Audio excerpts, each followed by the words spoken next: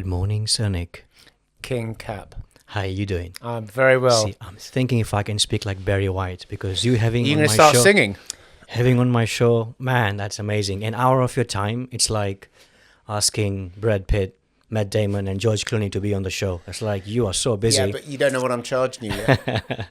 Invoice me later. Yeah, Yeah. I'll invoice How you you later. been? I'm good. Long time no see. Well, my friend, I miss our days together in Richmond Park. Oh, okay. Oh, yes, we'll talk about that. Yeah. You had an amazing coach years ago. We can talk about that coach as well. You were a brute to me. You were horrible. No, seriously. Cool. How's your day been so far? Very good. Good. Got a Yeah, drink for you as well? really Yeah. good actually. I've had two good meetings this morning. Mm-hmm. I think the country is getting, there's a bit more positivity out there. There's Yeah. on the business side Yeah. of things, there's Yeah. a bit more, people aren't waiting to make decisions. It's a bit more okay, because beforehand COVID, and all that rubbish. Yeah. And people were a bit hesitant, and it was, I want to do it, but can we put it back a year? And I sense now, even with Ukraine and even with the election and stuff coming up, from a business perspective, there's a bit more optimism around, which is great. Yeah, we may have a cut of 2 pence by our chancellor today, so we might be billionaires by now. Yeah, see what happens wish. today's budget. Yeah, I've known Nick for many years. I've known the family, his son, his amazing wife, who works. Hang on. Amazing wife. Of course, yeah, I'm Mrs. not- Saunders. She's going to love that. Yeah, I mean, she works, she looks after you, Luke, and she bakes does. amazing bread. She How does. do you have it all? How do you do this, Nick? All right, come and live with her for about 24 hours. Then we'll have another chat. No, hell's bells. She's great. She is. Yeah. Excellent. I wouldn't be where I am without her. Absolutely. And I'm going to also mention to my listeners, eventually when this podcast comes out, that you resemble a Hollywood actor called Aaron Eckhart. He used to be Harvey Dent in Batman. I don't know how much he makes, but you should contact him. You guys look I want alike. his money. I have to watch the film now. I trust you. If I look like him, then I'm taking it. Okay, tell us about yourself. What do you do? So my job, and it's not a job actually, it's a hobby, which is fantastic. So I get up quite excited. It's not work to me. So my hobby is twofold. I'm a conference speaker, so I speak at conferences to businesses, to schools, to charities, to any organisation about, I call it the 3 C's: communication, collaboration, conflict resolution. Oh, cool. It's about how to get on with people. Yeah. It's about teamwork. It's about engagement, which is stuff that we all do anyway. But if you look at any organisation as an entity, the success of that organisation is in many ways pretty much down to how well people interact. Absolutely. It's not about liking everybody. Yeah. Of course you don't. It's Yeah. about working well with people. Okay. And although it's common sense, and everyone will go, yeah, well, obviously, with different egos and different ways of working and different priorities, and most people most of the time get on fine with everyone, but there are so many examples of conflict and clashes, and then if someone, it costs organizations money. Yeah. So I sort of help people work together better. Okay. Because on your website, I think it's nicksaundersthespeaker.com. What is Correct. it? Yeah. And Nice plug there, Kat. That's it, yeah. And you were doing, there's some clips of you, and where you're standing and talking, there is a stand, and it says White Rose Education. That's What one is of my that? clients. That's one of my Ah, clients, okay. White Rose Okay. Education. Yeah. Yeah, they're great actually, because they help maths teachers, well, not just maths teachers, but they help a lot of teachers. Okay. They give them resources to how to be better teachers with kids. And they're one of my bestest clients, because they're lovely people. Yeah. But that's a client which touches my heart, because they do some good, if you like. Okay. There's some other clients that I course. work well with who help me pay the mortgage. Absolutely, yeah. Cool. But White Rose Education are one of my best clients. When we used to work together, you did an assessment about me, what kind of person I am. You said to me, and I've kept that model, and I brought it here with me. The It's a surprise. insights colours. So, yes. Here we go. here. They're the block. They're the colours. And Brilliant. on your website, you talk about the 6 steps model. Yep. And I thought, he's giving me 4 steps. Is it because I was so good that I didn't need the other 2 steps? Or was it like an evolution from the 4 steps? Or was it completely No, different? it's a good question. Yeah. So the 6-step model is Yeah. about how to communicate, get on with anyone. Yeah. One of those 6 steps Yeah. is about the colours. So Ah. the step I'm referring to is how to adapt. Okay. If you are going to get on with someone, Yeah.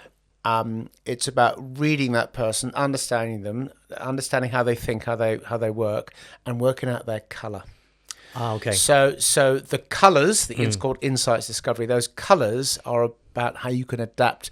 But this is not about being false or disingenuous or insincere. Yeah. It's, okay, I'm talking to you. Yeah. You're blue, if you like. Yeah. I'm red. Yeah. If I'm going to have a good conversation with you with a good outcome, Yeah. I need to I call it the 5% shift. I'm just going to move a bit I'm going to be a bit bluer for this conversation with Cap. Because I know if I come in and start screaming and shouting and being a bit in your face, so it's a brilliant tool, insights discovery. The colours help you adapt to adapt your behaviour in vocabulary, in style, and how you communicate with someone. But you're not being disingenuous and false. You're adapting your behaviour. So the blue one says, "Give me details." The yellow one says, "Involve me." The green one says, "Show me you care." And the red one says, "Be brief, be bright, be gone." This is like a Tinder date. I mean, how did you... It's like... Does that mean if you give me the thumbs up, you're swiping left or right? Exactly right. We are good-looking people. We don't have to swipe. No, exactly. There are women outside waiting for us now, exactly. Hundreds of them. Yeah. No, this was really good because I think you told me that I don't think you're designed to work for other people. I think you'd be very good. And I kind of said, or maybe you said, I think you said to me, maybe ask for a pay rise where you're working now. So I told my boss, "Can I have a pay rise? I'm leaving." He goes, "You can leave." I said, "Okay." Oops. So then I became my own man in a way. So yeah, and thank you to you because of all my clients, you were one of them in the beginning who was a lot more motivated than I was about things that you did. So even though I was your coach, there's a difference between motivation and drive. Drive is within. Motivation could be temporary. But you had a drive to do something, which we can talk about, the MDS, the Marathon des Sables. And that drive you had was amazing because you're also doing it for a cancer charity that was related to your late father as well. Correct, Mercury. And that drive that you had, even though every time I came to coach you, and I'm like, I need to have more drive than this guy has so I can coach him and push him hard. And you said earlier I was quite brutal, but I was brutal because I wanted you to succeed in Morocco, in that heat. I don't know how you did it, but you managed to do it. And then I told your other half that maybe when he comes back, we can do another challenge like Mount Everest. She said, "If you mention it to me, I'm going to kill you." So let's talk about MDS. How did it go? When was that? What year was that? So that was 2013. Yeah. So just over 10 years ago. And the Marathon des Sables, which I'm going to be honest here, it is a challenge. It is tough. There are tougher ones out there. Yeah. But they're very good at the MDS because they market it. They call it the toughest road race in the world. Yeah. Actually, there are tougher ones. However, you're still doing, in the Sahara, you're doing 6 marathons back to back in 6 days.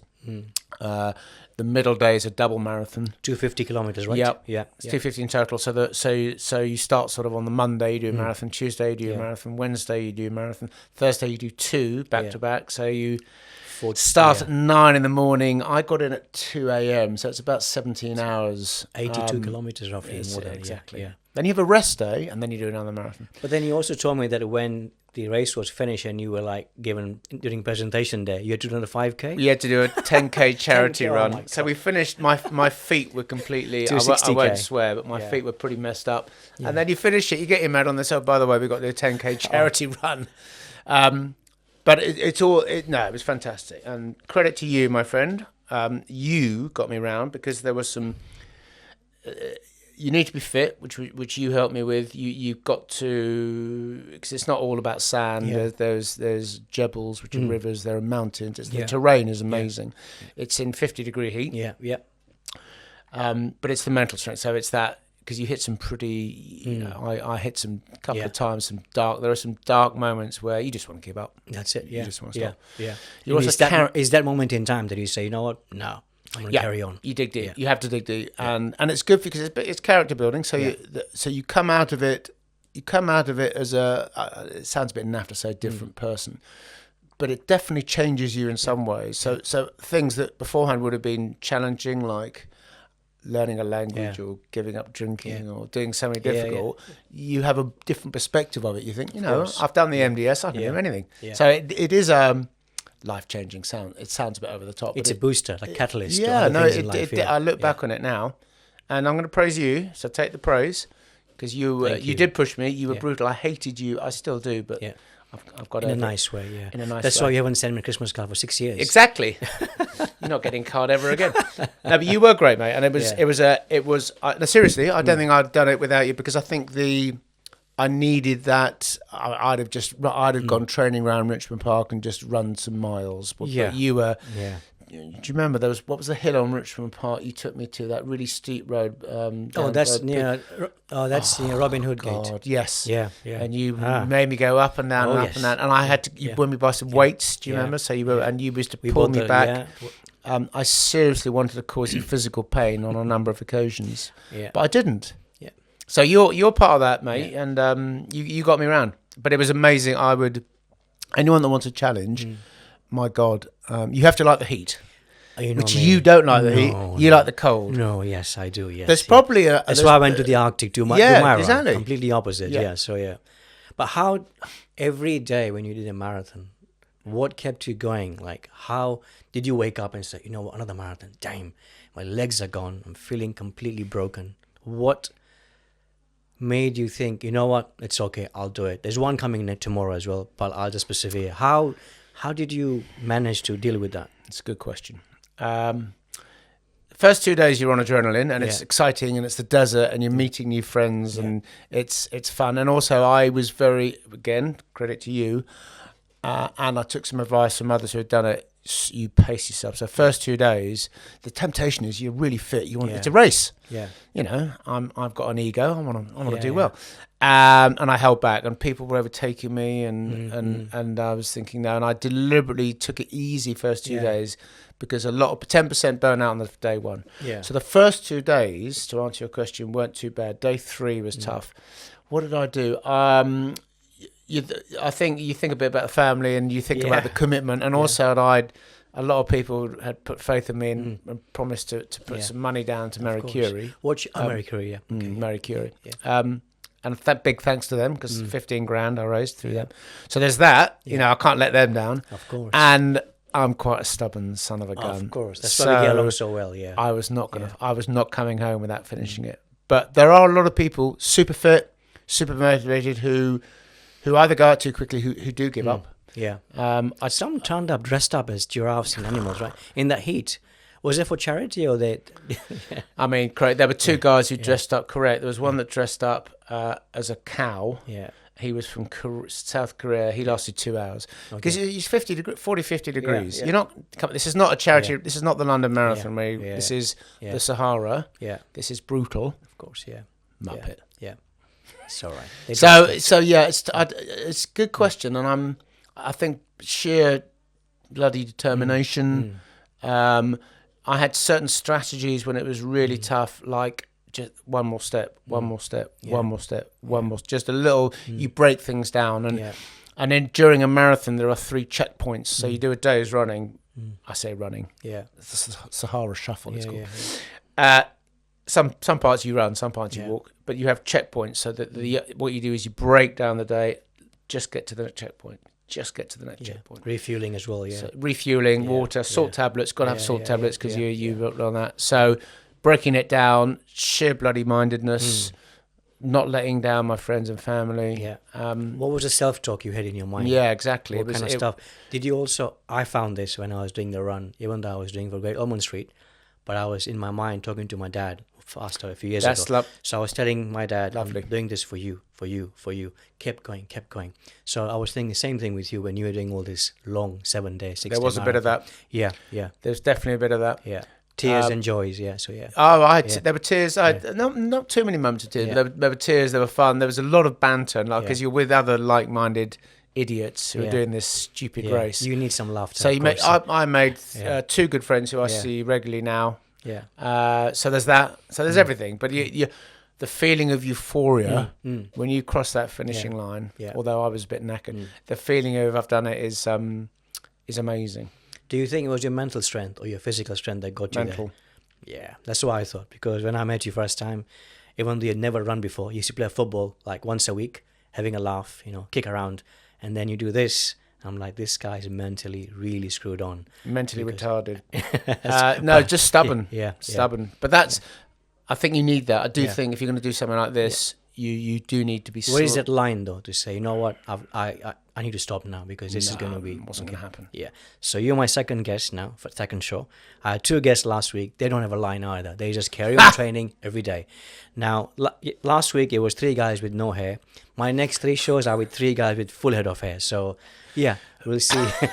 I had to get some women as well on the show. You should. Yeah. So we're going to talk about training and stuff like that. Funnily enough, there was quite a few women who run the MDS. So it's not people think, oh, it's just a blokes thing. No. And I think it's about 40% were women. So and there were some amazing, some amazing runners. Yeah, and there's a guy I think he always wins. He's Moroccan, and I think he was born there. There were 2 of them that win regularly. Yeah, but they sprint it. I mean, they just it's like because they're Moroccan, they're used to the sand. They float. You watch them run because they overtake you. Because sometimes they have to start at the back, and they float, but they're sprinting. They're sprinting. I've seen marathon runners in Richmond Park, and when they run past me, I'm like, they're going at about 18 km per hour. They're floating. And they're doing a marathon. I'm like, wow, this is unheard of. It's like crazy. I mean, there's nothing of them. They are skinned, they are well, so genetics light. play a part, and they say if your ankles are skinny, longer limb length, the running economy is better. So you've never seen, I'm talking about world-class athletes, like sprinters or marathon runners, hardly you see with chunky ankles because running economy is not great. I never knew that. Yeah, so that's all genetics that level. I'm not saying people with chunky ankles can't run or sprint, but at that level, Olympic level, your genetics will play a huge part. I'm not surprised. Yeah, natural and talent. Someone asked me, well, if we talk about the altitude, like Kenyan runners, for example, how come people in Nepal who are Sherpas, how come they are not doing marathons? Good point. But Sherpas don't have skinny ankles, as far as I know, and their limb length from hip to ankle it isn't as long as Kenyan athletes. So that plays a part. And also, I think, opportunity, if they're allowed to participate abroad, money, finances, there's so many factors. Maybe they've not been considered in marathons, or they probably can't fit in a warm environment. I don't know. But I think genetics play a huge part. I'm sure. At that level, top 10 athletes in the world. I'm not saying level, So, absolutely. And it's all in the ankles. I never knew that. You see, I've learned something today, Cap. Oh, excellent. That's it. But don't take up sumo wrestling. No, I won't do that. No chance. On your last day, presentation day, they're presenting medals and having a laugh. How was the last 10K? That's a really good point because for me, so a lot of people are, when you get to the last 10K and you've done what you've done, you float home.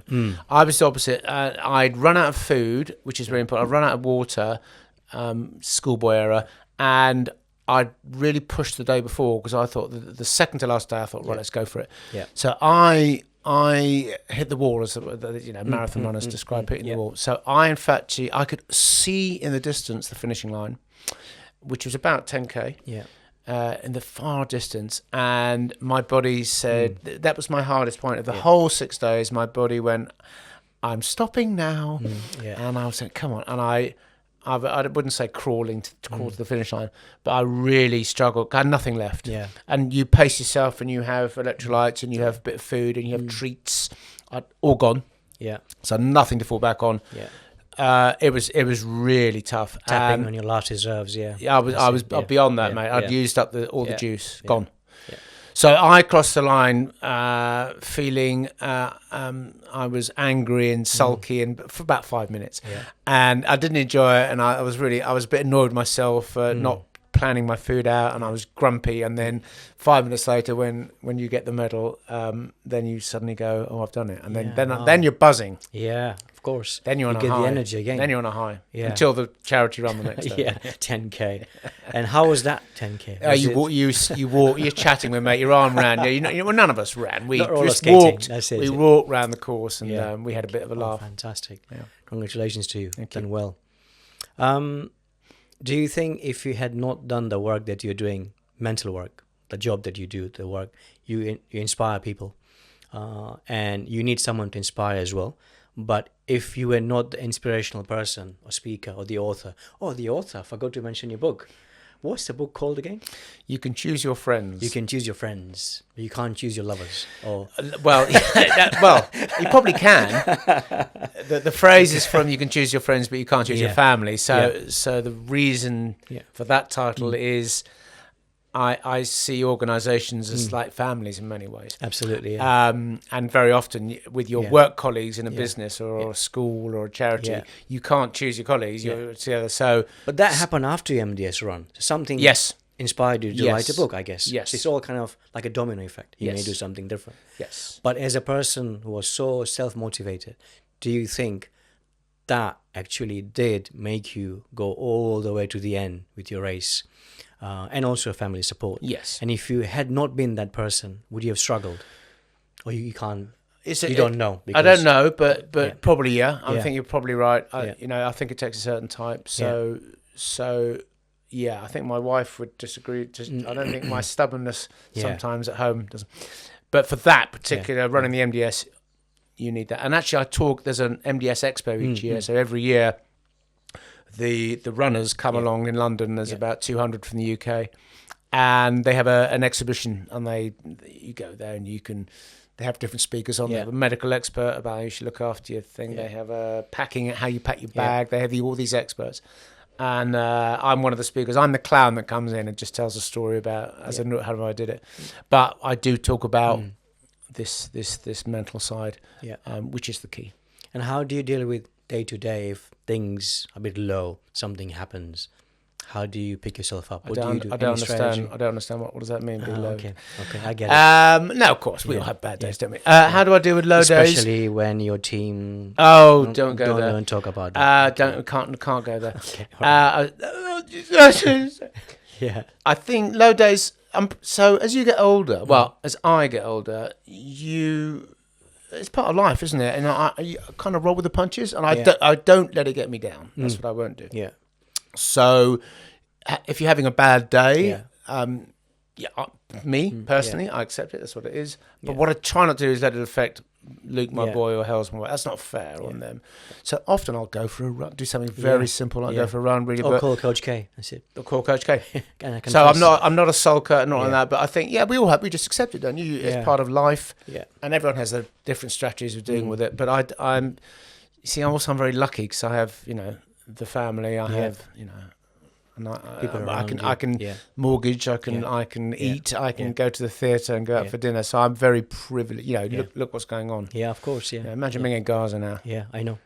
We think we have a tough. I mean, MDS tough. Go and live in Gaza for 10 minutes. Yeah, I know. So and that's one of my tactics is think, if I'm feeling low, you've got no right to be Nick. Absolutely. I wasn't born in this country. I came here when I was 19.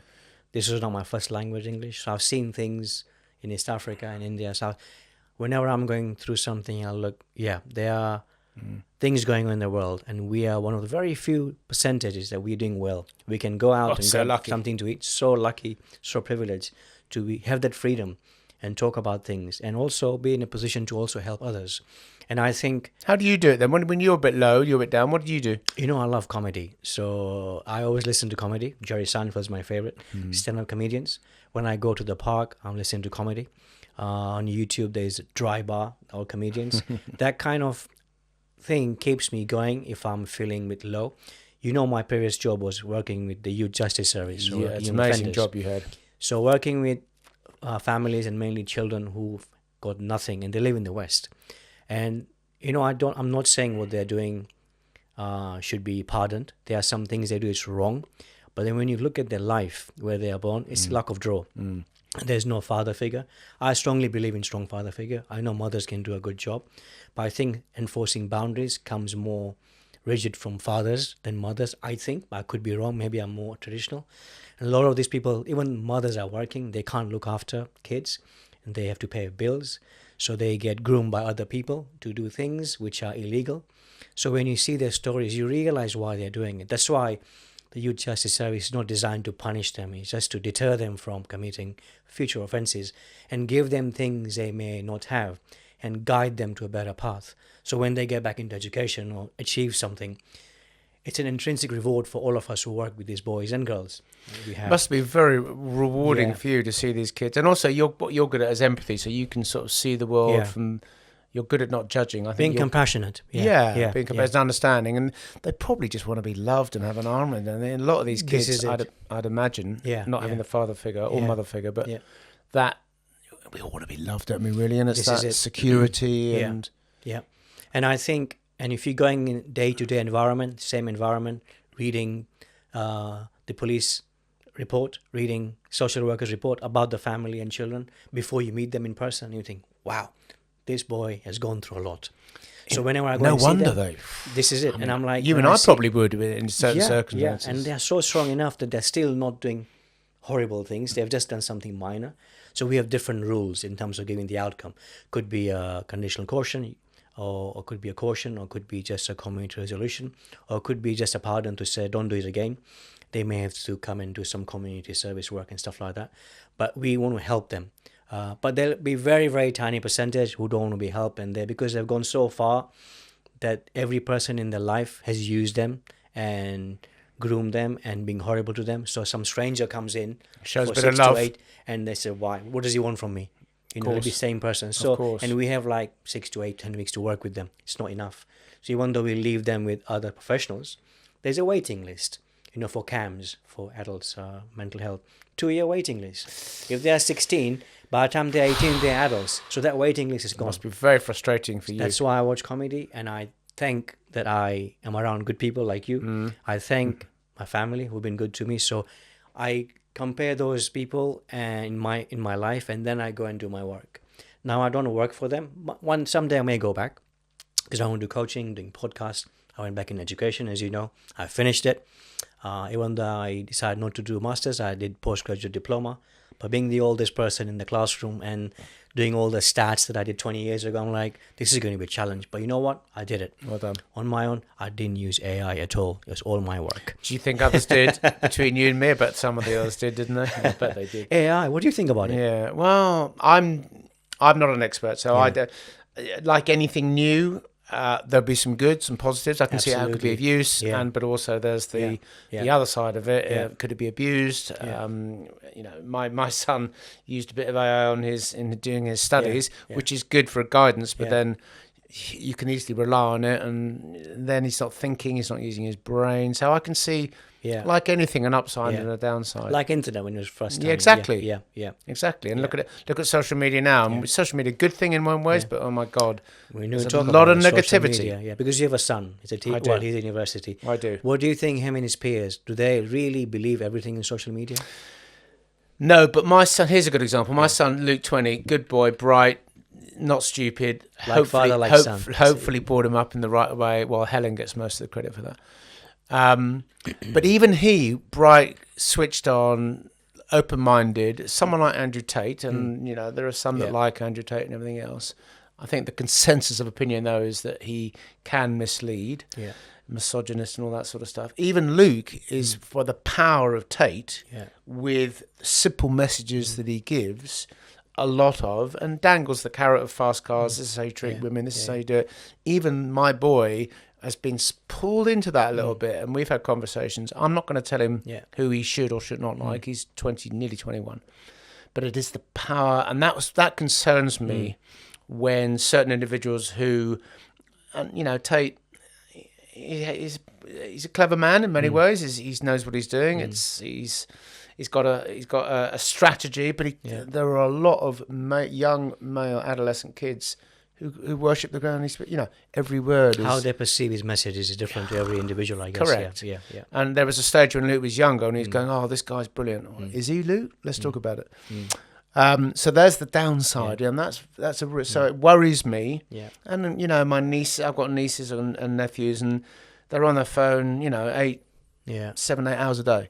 Now, again, I'm guilty of watching the odd TikTok, but I don't have an Insta. But I can see why it's addictive for them. I can see, right, this is a lovely shiny thing that gives you instant access, instant answers, and a bit of entertainment. Yeah. And I mentioned that last week on my show that someone said that social media was invented so it diverts your attention. So every time, like our phones are off now, but there's a ping that something happens, you know, you have got this pair of trainers, we've got better ones here. You found Nick Saunders, there's somebody better here. You found Coach Care, there's another coach there. It's always never ending. And I think, like you say with everything, it has its positivity as well. It's how you take it. I rarely use it. All my friends and people I interview say, you have to go heavy on social media with your podcast and stuff. I said, my conversation with Coach Care is about talking about general things in life, about training, but also to let people know, the people that I used to coach, they had successes in their lives, I bring them into light, what kind of people I coach. And also I've learned from them. It wasn't just me giving all the time. And that's why I'm doing this show. It's not about getting 1 million views. It doesn't bother me. To me, the virtual validation means nothing to me. You, as a person who was my client and we live nearby, you saying something to me means a lot than 10,000 people just saying likes on social media. They mean nothing to me. But we live in a world where people go for likes. And we're old generation, are we? Yeah. But you're right. I think it's, and that's the slight danger, like influencers who have forgive me, but I'm very few will have talent. But they've, and good on them, they've hit on a money thing, but they go around the world and you're not adding any value. But I can see if I was 20 and I'm seeing a handsome young man, beautiful woman, with the glitz, the diamonds, the trips to Dubai, 5-star hotels. I want that. If you have this, you'll have this. I want that. Yeah. It's a concern, isn't it? Maybe, what do you think? Do you think it'll balance it like a lot of things? We're in the middle of this curve of it, and do you think it'll calm down a bit? And I hope it does. When I speak to people, they say, "Well, there's wars going on everywhere, and we're going to hit a reboot button, and everything will go back to it used to be like 20 years ago." I hope it doesn't happen. So everything's going to go back to how it was. It'll be no like social media. It'll be just normal, like how we used to live, to their normal. Let us press a switch. There's the Lazarus Project, the thing on, what was it, on Netflix or something, which is about just that, being able to put a switch, you go. But that you can't stop progress, and can you? AI is like 10 or 100 times going to be faster than internet. Scary. And social media and stuff. It's going to be, it came out university about a year and a half ago, and I've done my bachelor's before, so I knew about sports science and physiology, biomechanics, kinesiology. And we had some questions on essay and stuff. I've passed now, so I can talk about it. And I'm like, okay, let's see how clever AI is. So I put a question in there. And not always it gave me the right answer. And because I was in education before, I could tell. But somebody who was not in education in the 20s, they're just going to say, okay, you know what, let me rewrite this. But it's all incorrect. So it's still learning AI. But since a year and a half ago, maybe it's gone better. Yeah, good point. Because you can tell them that this is wrong. The science and how to do stats and all that kind of stuff. But I never had to use it because I always relied. I'm a very old school. I like going to the library, get a book. Or nowadays you can access books online from universities. So just read. Because from reading, it takes me something else, which I didn't know. So if I'm doing a research on, let's say, I did my research on 110-meter hurdler, which I've never worked on before. But by reading that, it took me to sprinting, marathon, diet, injuries. So then I'm broadening my knowledge by just from the papers and books. But AI will just give you an answer for that question. It's not going to say, well, now I'm going to give you something else you might be interested in. Maybe it does in the future, I don't know. So I'm still very old school. I like going through papers and books. You and me too. But it's scary, isn't it? And I mean, look at what's out at the moment. The photos, there was one yesterday of Trump with 3 black ladies, which was a fake photo. And that's the danger, isn't it? And as it develops, you're right. And we won't soon come each other between real and AI. That's a concern. Yeah, there was a movie, I forgot the name, about abduction of children in Colombia and stuff, and it wasn't released in cinema or anywhere else, and now it's been released. And I think the church and the Christians paid for that movie, I believe so. I don't know if I'm getting the facts right here, but I watched the movie as well. And they know who these people were who were abducting children, using them as slaves and stuff. And they had evidence, photographs and stuff, So these people who were doing these things, they said, that's not us, it's AI. So even though they were doing it, now they're blaming AI that they put our images with these kids, with children. So you think, who's right now, in a way? And you deep down think, this is like quite strange now that these guys are getting away with all this stuff. And because they've got money and power. And a lot of politics was also involved in there. That's why it wasn't a big hype about the movie. But I liked it, I watched it. And I know these things go. I was born in a country where these things happen as well. And poor people in villages and stuff, they've got no say. So right now we are in Sheen and Barnes, somewhere thousands of miles away. Things are going on. We'll probably never know. They don't allow journalists there. So these things are going on. And sometimes I wonder, how do you help these people? How do you go about doing this? But there's so many people involved higher up as well that you don't have that power to do anything. You do your best with a good conscience. You want to help, but you don't know how far you can go. So that's why I worry about AI and other stuff. Well, some I real don't blame you. culprits will be getting away saying it's not me. So Yeah, and I think as a parent, our job is to be as best role model as you possibly can. Of course, the kids, they're going to make their own mind up. They have to make informed decisions based on themselves. But we can guide to a point. We can help guide. Yeah. You and I, we're older, mate. So yeah, you're in your 40s. We're I old just turned school. 38. I am so in. yeah, Absolutely, that's fine, I love you. This show is called Confessions with Coach K. Like it. What did you think Confessions. the show You was don't going want to to know be about my innermost secrets now, do you? No, that's going to be the late night show is the one that I'm going to invite you. Yeah. What did you think first when I rang you and you said, "Yeah, I'm going to be on it," which was like, "Wow, this is amazing," because I know you're a busy man. But what did you think the show was going to be about? The word confessions. Do you know? I didn't. The honest truth is, I didn't. I just thought I'm gonna have a chat with my mate King Cap. But I do like it. Confessions with a K. I do like your idea. So the honest truth, I have a confession. Go on then. This show was called Confessions with Coach K. Yeah. But it was with letter C. Yeah. I have a client who's a very successful actor who I coach. Yeah. He said, Kapil, make sure you change that Confessions with a K. With the K. It's great. No charge to you, he said. I said, thank you. So thank you to him. That's great. Yeah. So yeah.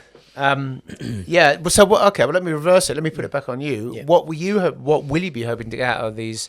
Do you want people to reveal their innermost secrets? Are you hoping that people? Where's your thinking? It's not secret. You know, when you're in the gym, you train in the same place. Yeah. You sometimes meet people there. You train with them. You say hello, but they all have stories. They've got lives. You don't know who they are. Of course. And I've known many people, and I'm slightly more famous than you are. You are so I know so much more famous. So after this show, you have no idea how famous you're going to be, Nick. I thought, you know what? I've had some amazing clients, and I talked to other people about the clients I've had, but they don't know you. They don't know my previous guest I had last week, and I just want to bring them to light. Say who they are, and how much I've learned from them as a coach as well, because even though I'm compassionate, there are certain things about me that I would have never known if I'm not around people who are better than me. Is that compassionate with a K, by the way? Yeah, compassionate. Okay, there you go. There we go. I said, no charge. No charge. So I thought I'll do a show, and I was going to do this long time ago. I didn't know how to go about doing this podcast. I'm a huge fan of Ibn Pegam. His book was behind me last week, called Opportunity. You should look him up. I've been following him since 2007. He's an amazing marketeer. And we had a one-on-one coaching session. I was selected randomly. And he put me on the spot. What's your next goal and stuff like that. And I was in education that time as well. And I started writing a book during COVID, which I didn't finish. And when I spoke about the podcast, he goes, what have you done about it? I said, nothing. So it's playing on your mind. We've done nothing about it. I said, yeah. I said, okay, that's going to be your next goal to do. And what are you going to talk about? What's the name? What's the title? He put me around the spot and I had no idea. So it's playing on my mind. And because he put that seed in my mind, I started talking to my clients. And one of my clients, he's going to be on my show next week. He's got full head of hair as well, like a Canadian. He said, Kapil, I know people who do podcasts. He's got a studio down the road.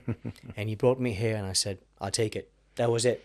And my first thing was I'll talk about everything, about life, success, failures as well. I call them as feedback, because without feedback you can't learn. 100%. And also find out more about the person, and also by talking, maybe I'll learn again today from you something, where the drive and motivation comes from, and how what is your next goal as well. I'm going to ask you, what are you going to do next? Because I'm not going to ask you about any challenges before your other half kills me. So it could be something else that you may have on your mind. But that was my whole premise of the show. Talk about everything, chat. I'll talk about your training as well. And just have fun, basically. Yeah, I think it's great. Yeah. I love your coach who said, we need that, don't we? We all need that little someone to go, what are you doing next? Why, get them on the book. Come on, crack on. Which worked for you, didn't it? Really, I think we need that. No, I like that. That's great. I think people I think mates chatting, the secret of podcast is it's natural. Hopefully, like we non-alcoholic mates. Absolutely. Don't get pissed. No, I like your thinking. And we all learn. You're a good learner, though. You've always been good. You're a good reader. You like to exercise the brain. You're very good at that. I know since I've known you, you've always been, which is the secret of life, isn't it? Never stop learning. Yeah. And I also like your bit about failures. You call it feedback. that's where we learn, isn't it? That's where we, you can get all the successes. I think of in my career doing my speeches, conference speeches, and the good ones, the ones that go really well, of which hopefully there are many. They fade into I can't remember the ones where I've messed up. Yeah, not often, but I have. Yeah. Oh my God, Yeah. they're the ones that stick in your mind, and that's how you learn.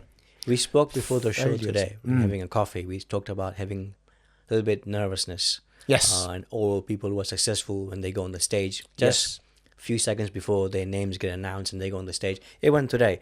My first show was last week. Yep. I was slightly nervous. I've done the other way around. BBC, when they used to interview me as a guest. Yep. But then flipping on the side, I thought, how am I going to do this? Because I'm not a trained interviewer. This is not an interview. It's just about men swapping notes and just exchanging ideas. But I thought, how am I going to do this? And I thought, I'm a coach. I train people one-on-one, two-on-one. I talk to them while I'm coaching them. So how difficult would that be, sitting on a sofa, having a chat with someone? That's a good little mental strategy. This is it. Yeah. And also, you're learning. This is a great. And this is How am I doing so far, Nick? I'm going to give you 11 out of 10. Go on. But I think no, that's great. We need that excitement. We need that vibe, which is what you're doing now.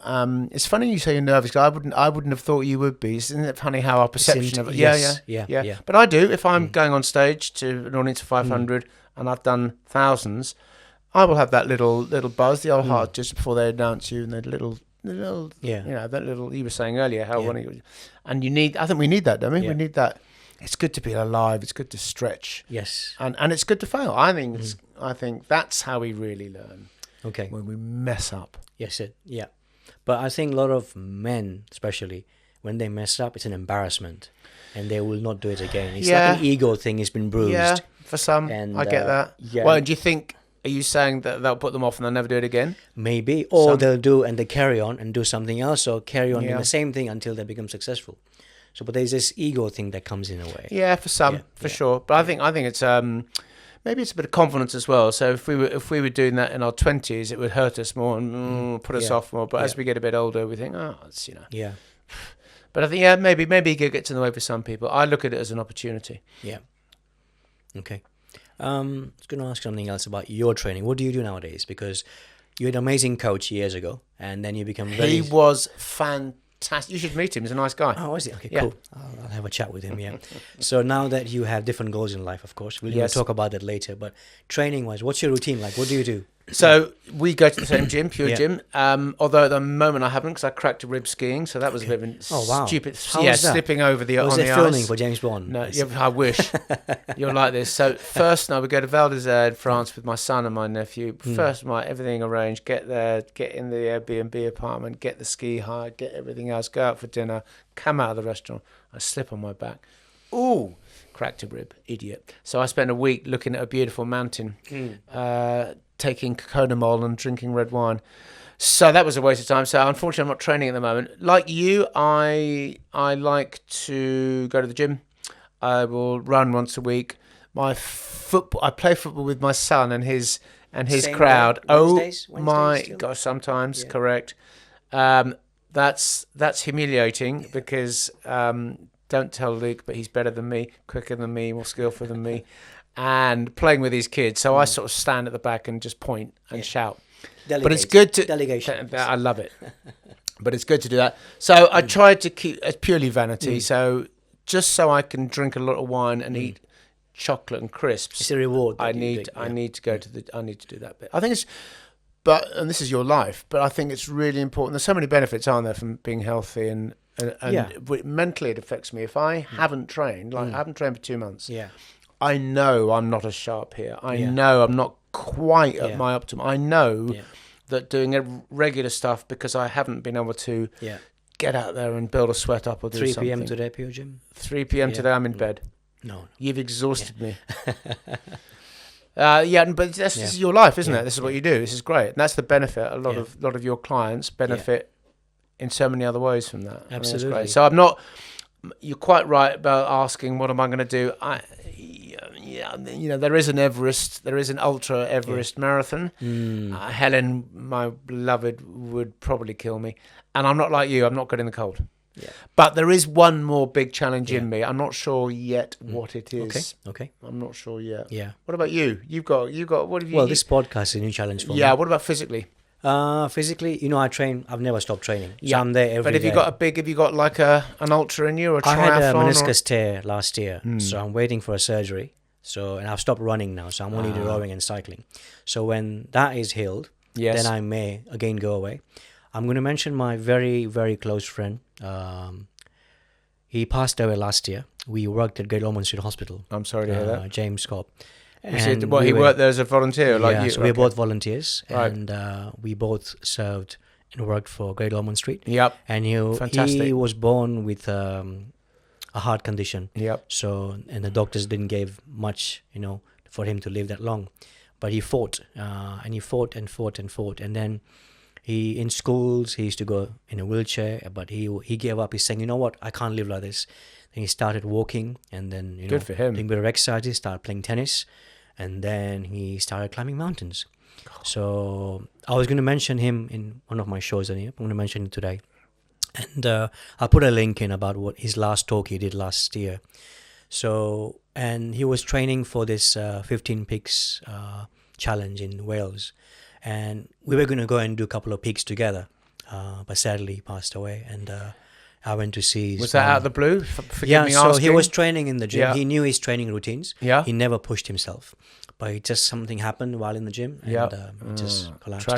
Tragic, yeah. But it's a loss in my life. I've known him since 2014, and he meant a lot to me because even though he saw me as his role model in a way, you saw him as your role model. Yeah, because things, and I knew more. I found out more about him when I went to visit his parents, and what he was up to in schools and stuff. And the guy knew about fighter planes and F-16. He knew the models and everything. He loved aeroplanes. And he knew some amazing people as well. I'm going to send you his link, his last talk he did. How tragic. That must have hurt you, mate. I can tell. So I want to do that. I want to go and climb a few mountains 15 in Wales. 15 peaks. Yeah, so they do a challenge. I think it's PYB company. And that you can do 15 peaks in 5 days. And you can do 3 peaks a day. God. So that was on my mind. But I thought first I'll do a few peaks. You could do it in his honor. Would you do it in his honor? Yeah, so his school friends that I've met now. So we're going to do something good. That's great. After him. So that's lovely. But they're all married. They've got families. So we're going to find time and we're going to do that. But I think they're doing some cycling challenges. What was his name? Sorry? Friends, James Cobb. So, and I will put a link later on. And amazing. It's a good friend of mine. So I went through some stuff. I didn't know how to deal with it. Because we were together and we used to work every Friday. And it was out of the blue, completely out of the blue. Yeah. And I'll tell you what, don't know if I should say this or not, but his mother and his dad, we've never met. And she never had my contact details. So how did you get hold of it? But 3 days before, before he passed away, he told his mom that, look, I'm going to go in a few weeks to do some challenges. Yeah. You know my heart condition. Here's my password to the phone in case something happens. Wow. Mom said, no, don't say those things. No, just keep the password. Wow. Because you never know. That's a bit freaky. 3 days later, wow. And the text message we had was 2 days before. And then she found our text and she texted me. God, that's fate, isn't it? Yeah, and I actually, on the day when he was in hospital, it was Wimbledon finals. Djokovic was playing. He is a big Roger Federer fan.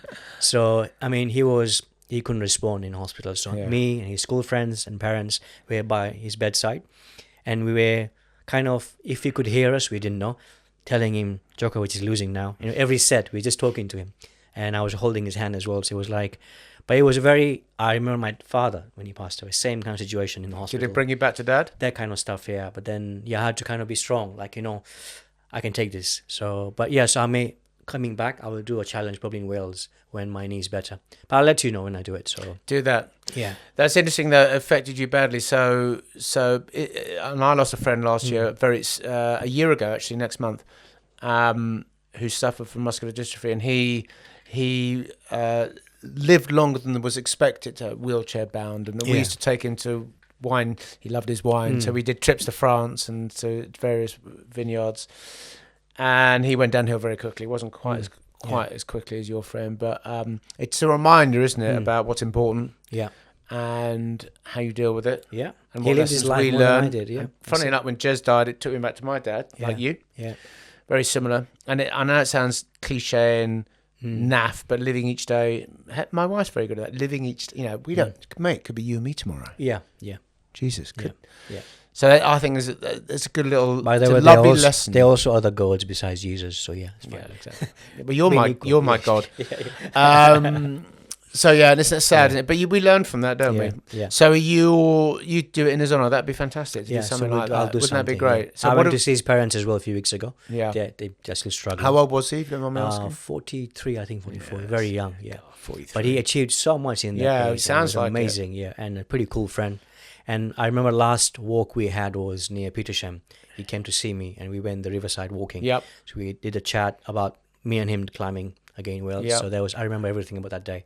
He's just there. That's and lovely. Then we went to Wagamama's. He must have been a very determined man. He must have had that. Yeah, because to have that disadvantage in your early life, he must have had a real mental strength. And this man, because he was saved by the doctors at Great Ormond Street when he was a child, he came back to do voluntary work for them because that hospital saved him. And that made me like, wow, this guy's back again, trying to help parents and children. And literally, we became very close friends straight away. And he's an amazing guitar player, and I play really badly. So that's why he was teaching me some stuff, yeah. A talented man by the sound of it. Amazing what he did. Guitar, Great I'll put a Ormond link Street. in, and also I'll send you a link as well. What goes around comes around. And I love the way he went back to Great Ormond Street and a bit of payback. I think we should all be doing that. Yeah, I have a feeling, that sometimes we get so carried away about ourselves, and we don't think about... Totally. There are people out there that may need help, and even to me, I hate giving money to people who are outside, homeless people outside any Tesco, Sainsbury's. I just ask them, do you want to eat? Do you want to drink? Are you hungry? I'll buy them food. That's nice. Sometimes they use money to buy something else. Yeah, exactly. But it makes me feel like, I bought someone food, and I like giving that. There are many charities, and I like going to feed them rather than just paying the money. I want to be there and be the experience with them. Because then you realize, man, there's so many people out there. They're living in the streets. And, when you feed them and they thank you, they kind of give you a blessing, And because the blessing, maybe your life becomes better. And here I'm sitting next to you. There we go. So, but yeah, training, you should start today or tomorrow. You have to promise now. So, yeah. I will. I've got to watch. My rib is still not quite healed yet. So I can't ever do it at the moment. What about cycling? There's always an option, right? Okay, so I've got a funny story for you here, and you may not be able to use this, but I did the Land's End John O'Groats bike ride with some mates, which is 8 days on a bike. Okay. And I remember that, yeah. Yes, and I'm not sure this is appropriate for a podcast, but I'm going to say it anyway. Yeah, I know. Cut it out. Yeah. And so you have to do 6 months training, so there's a lot of training. Yeah. On a hard saddle, on a cheap racing bike. Family assets were frozen. That's it. So exactly right. So I did the race, came home, and my family asset didn't work. Yeah. So Helen, my wife, thought I was having an affair. I felt a little bit odd, and nothing was working. I went to the doctor, and he said, "Tell me, are you stressed?" No, you turn. No, and he said, "What, are you doing anything?" I said, "Well, I'd just done Land's End John O'Groats on a bike." He went, This is a confession now by Nick. Yeah. This is a confession. Okay. Yeah. So he said, "Here are some blue pills," and 9 months, Kapil. Oh wow! So I've never got on a bike since. Do you blame me? No, I don't. No, nothing to sit on. Yeah, that's it. Yeah. So yeah, when your ribs get better, yeah.